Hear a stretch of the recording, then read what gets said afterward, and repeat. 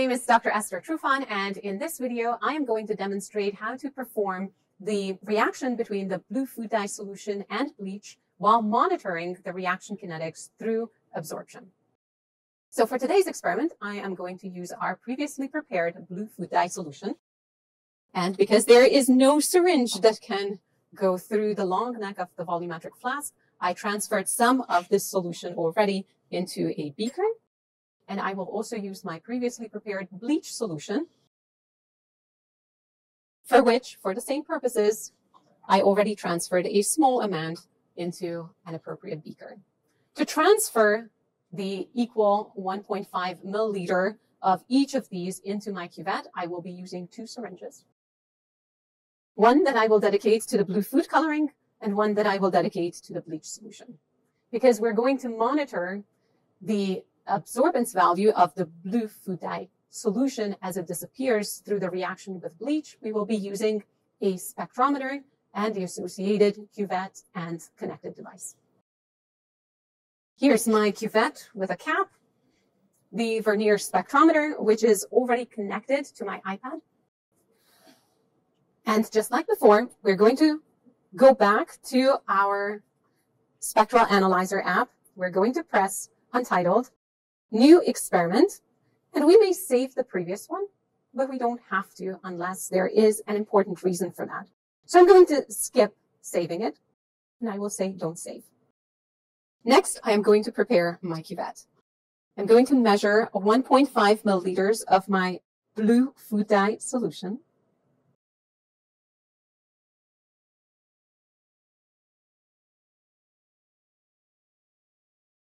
And then I will transfer it into the cuvette. At this point, I am not going to do anything but place my cuvette in the correct position with the clear windows pointing towards the white arrow and the white light bulb. I will get to my absorbance display, and then under that, I will select versus time in parentheses kinetics. Once we get there, we need to set the wavelength. And for us, the selected wavelength is 630 nanometers. We press done and we go back to our image. We can close out of that previous spectrum or we can keep it there. We're not going to press collect yet. Collection will begin when we combine our blue food dye solution and our bleach solution. So next we pull up 1.5 milliliters of our bleach solution.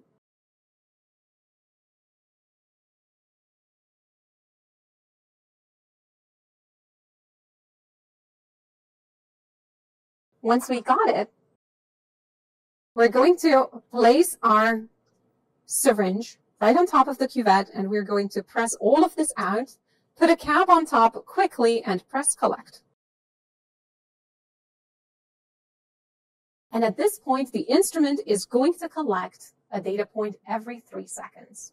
So every 3 seconds, it will record an absorbance value at 630 milliliters. This will go on for a little while, and we have to be patient. This will probably take at least 5 to 10 minutes. And as we collect our numbers, we need to keep an eye on the changes in the absorbance value. The number will go down until it, at some point, somewhere probably around the 0.1 mark, it will start to trail off. And if at that point, at the 0.1 mark for this experiment, we start seeing 2 or 3 consecutive numbers be the same, then we can stop our experiment, pause our data collection, and look at the graph that can be generated as a result. So for now, we just need to be patient. After 75 seconds of data collection, we are down to 0.661 for the absorbance value.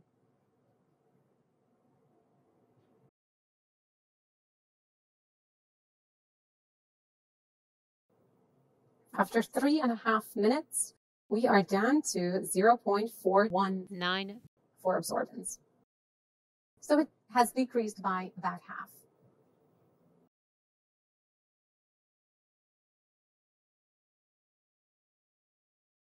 After 7 minutes, we are at 0.193 For the absorbance,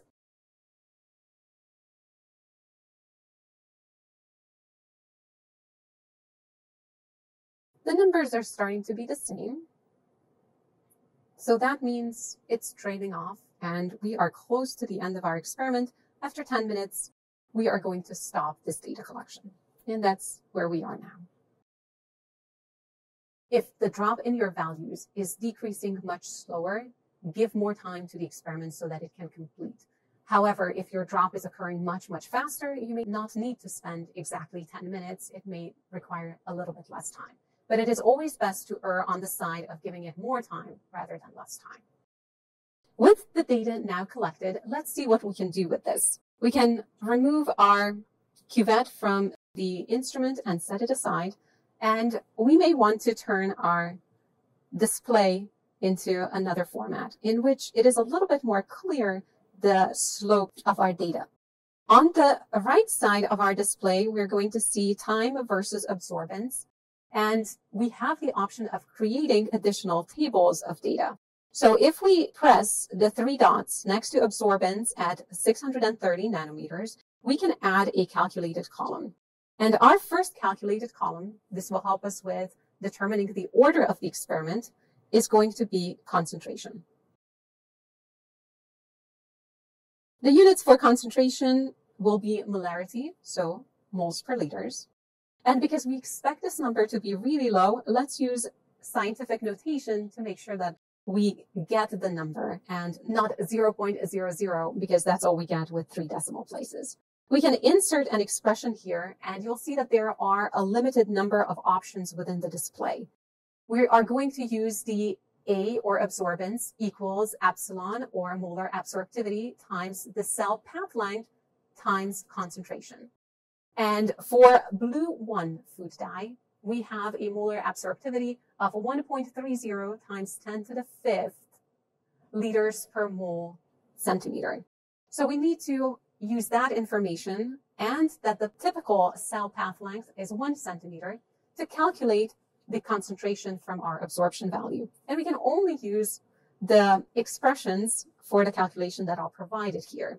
X is our data column, and A is a number that we can set as desired.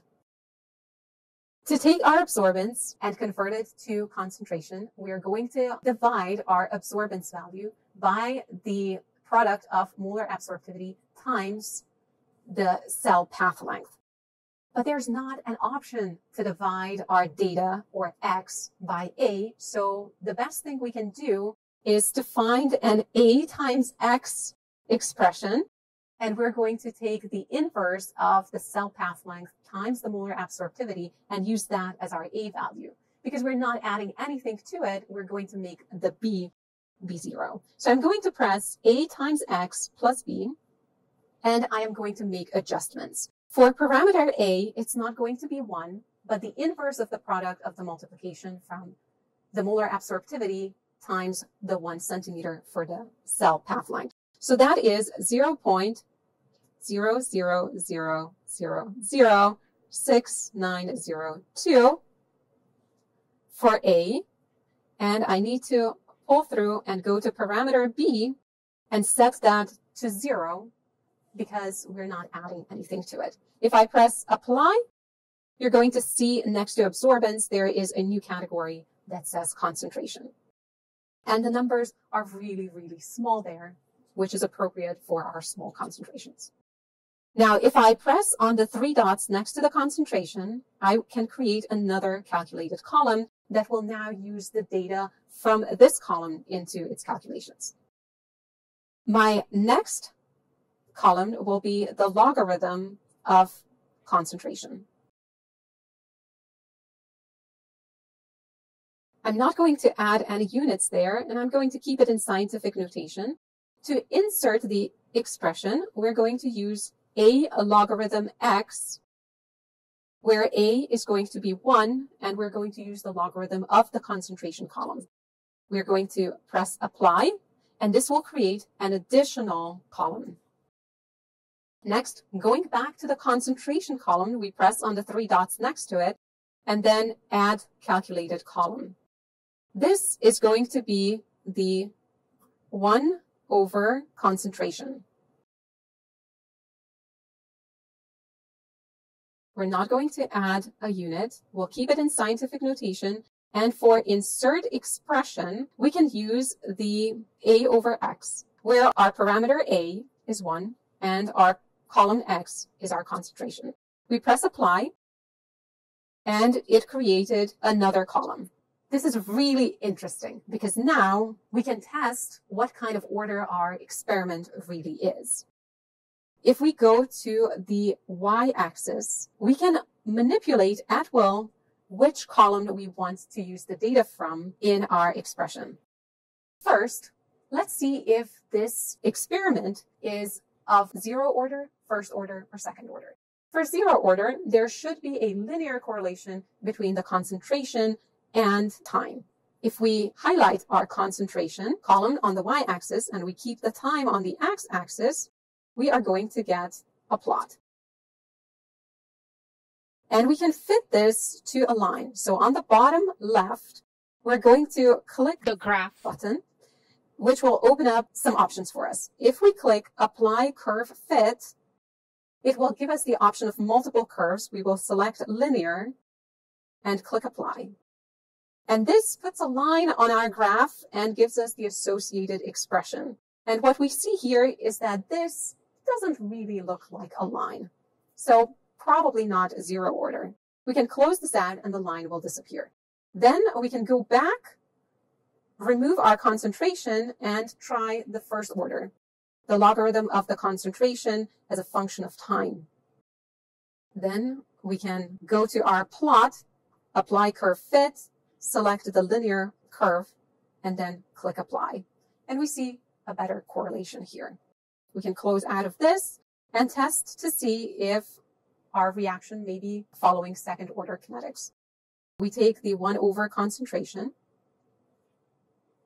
and then we go to the bottom and we apply again a linear fit, and we get the expression associated with this. With all this information, it will be relatively easy for us to make the determination whether our reaction is occurring following 0, 1st, or 2nd order kinetics. And we may save any and all parts of this display. If we want to save our experiment, then all we have to do is go to Untitled, Save As, give it a name,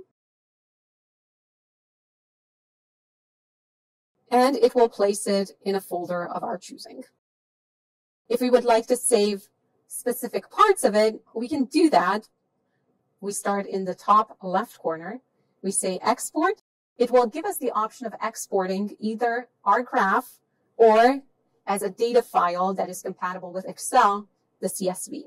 If we just want the images, we need to generate those images and save them individually. Otherwise, we will only save the one that we see on the screen. So I'm saving the 2nd order kinetics without the curve fit. If I would like to save the curve fit, I simply need to bring that on the screen at the moment when I am saving the information.